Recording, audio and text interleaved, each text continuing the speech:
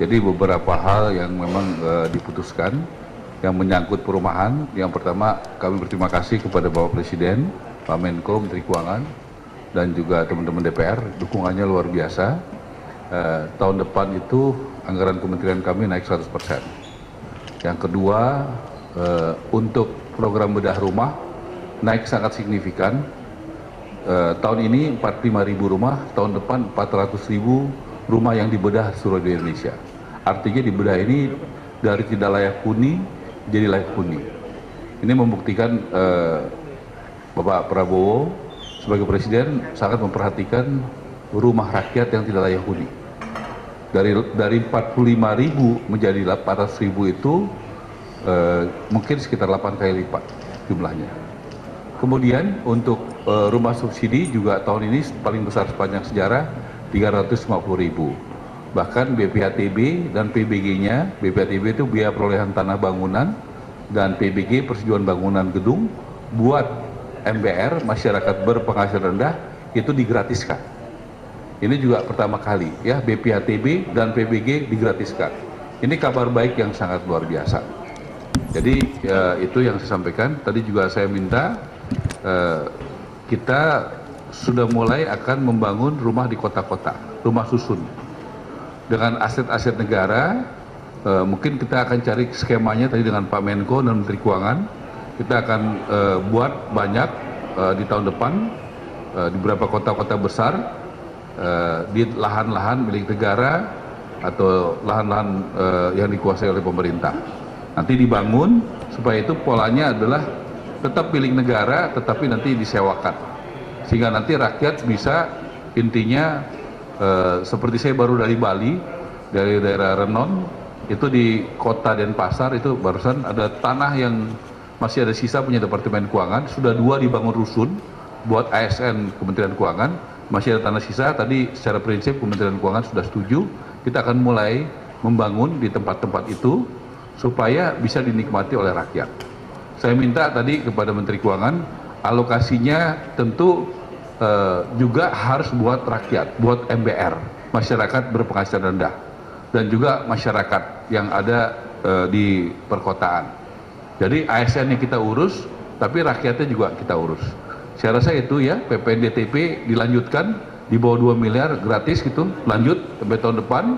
BPHTB gratis buat rakyat kecil, MBG, PBG gratis buat rakyat kecil, juga tadi bedah rumah, renovasi rumah naik signifikan dari 45.000 tahun ini jadi 400.000 tahun depan.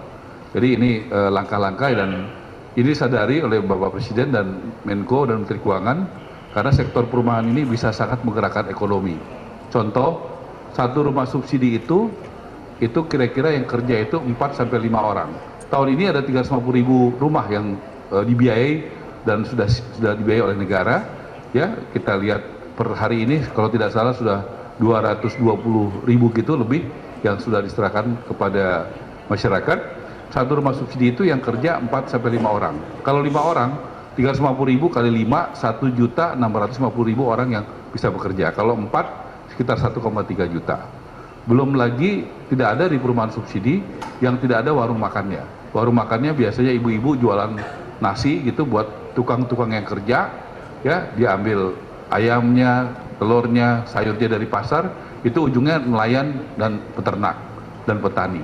Kemudian tidak ada perumahan subsidi yang tidak ada yang mengangkut truk-truk yang mengangkut dari toko material, toko bangunan.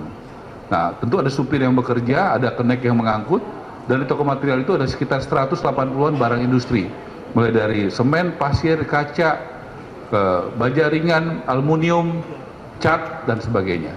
Dan itu tentu induknya ada di industri, di pabrik-pabrik yang menciptakan.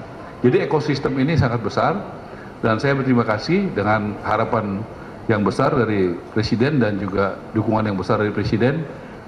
Kita membangun ekosistem ini dengan anggaran yang meningkat dan begitu banyak insentif kepada masyarakat. Buat masyarakat kecil, BPHTB, PBG gratis, untuk juga PPN, DTP di bawah 2 miliar gratis. Saya rasa itu yang paling penting.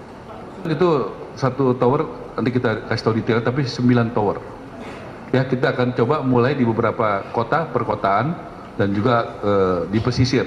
Kita mulai coba akan bangun di pesisir. Di mananya belum tahu. Kita usahakan ada beberapa kota yang kita udah survei kelihatannya cukup baik, seperti di Denpasar bagus itu. Kemudian di Medan juga kita udah lihat oke. Nanti kita lihat di beberapa kota. Di Jakarta juga kita lagi cari lahan. Saya pikir di Jakarta juga sangat penting, selain kita baru merevitalisasi Wisma Atlet Senayan ya, yang bisa dihuni oleh ribuan orang, kita juga ingin membangun baru di Jakarta ini. Dan di Jakarta ini juga kita mendapatkan data cukup besar rumah yang tidak layak huni di Jakarta. Jadi kita masih bantu bangun karena Pemda Jakarta tidak memiliki anggaran untuk merenovasi rumah yang tidak layak huni di Jakarta. Nah, disinilah pemerintah pusat bahu-membahu dengan Pemda Jakarta untuk merenovasi rumah yang tidak layak huni. Karena Pemda DKI tidak ada anggarannya untuk rumah yang tidak layak huni. Saya sudah komunikasi Pak Gub, konsentrasi membangun TOD, rumah susun. Jadi kita saling melengkapi. Gitu. Jadi ada yang menangani soal rumah susunnya, ada yang merenovasinya. Kita sekarang sedang merenovasi rumah tidak layak huni di Johar Baru. Sekitar 700 sedang berjalan, sudah jadi sekitar 140. Kita juga sudah masuk ke Kelurahan Menteng, itu daerah yang kesenjangan ekonominya sangat tinggi.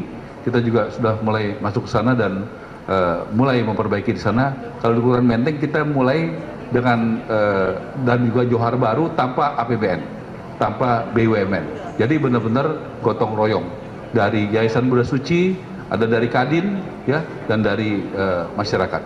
Saya rasa itu ya, terima kasih. Ya, saya sudah sampaikan, itu saya temukan kan banyak masukan, karena kami sering turun ke lapangan, ya, kami menemukan itu kendala-kendalanya. Terakhir saya turun ke Bali, ke Badung, kemudian juga ke Denpasar, juga kita menemukan banyak. Di Sumatera Utara, di Sulawesi Selatan, di Jawa Barat, Jawa Tengah, Jawa Timur, kita menemukan itu salah satu kendala rakyat untuk bisa mendaftar untuk memiliki rumah subsidi. Makanya saya minta kebijakan itu supaya bisa slik OJK dengan nilai tertentu, kalau boleh itu dihapuskan. Kalau boleh itu bagi yang mau mengikuti misalnya program rumah subsidi. Jadi misalnya slik OJK-nya yang memang untuk ada program rumah subsidi sehingga digunakan begitu untuk itu. Karena persyaratan itu dia ada, jadi nggak bisa dia ini kena slik OJK. Nah, ini kendala-kendala di lapangan ini yang sudah kami sampaikan. Semoga bisa ada penyelesaiannya, karena itu bukan kewenangan saya. Kalau kewenangan saya sudah pasti hapuskan soal itu. Makasih ya. Stay updated. Info terkini masih banyak. Jangan lupa subscribe, like, dan share YouTube official OKZone. Dan selengkapnya ada di okezone.com.